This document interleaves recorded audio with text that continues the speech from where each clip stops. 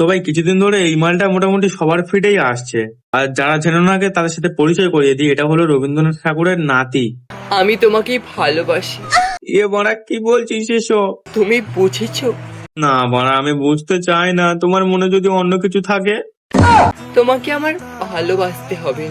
কেলো করেছে বাড়া, আমি পারবো না। তোর মনে অন্য কিছু চলছে আমি জানি। তোমাকে পেতেই হবে এই ভেবে আমি তোমাকে ভালোবাসিনি।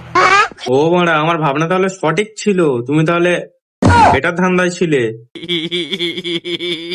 তোমার ভালোবাসাই আষ্টি পিষ্টি বেঁধে রাখবো বলি তোমায় ভালোবেসেছি। ভাই তুই আগে নিজের মুখটা বাঁধ, সবসময় বাড়া এলে না, আমায় ছুঁয়ে গেলে না। কোথায় ছুঁয়ে যাব? ছোঁয়ার পরে তোমার যদি দাঁড়িয়ে যায়। এতটা বড় হতে তো কোনোদিন চাইনি। সেটা তো আমিও জানি, কিন্তু তোকে তো টিপে বড় করা হয়েছে রে। কান্নাগুলো গিলে ফেলতে হয়। গেল, আরো গেল। গিলতে গিলতে দম আটকে যাক, তারপরেও গেল। আজও ভীষণ ইচ্ছে হয় ছোটবেলার মতো মা বাবাকে জড়িয়ে ধরে মন খুলে কেঁদে বলি, কেন আমাকে টিপে বড় করলে? কিন্তু সময় বলে দেয় আমি নাকি বড়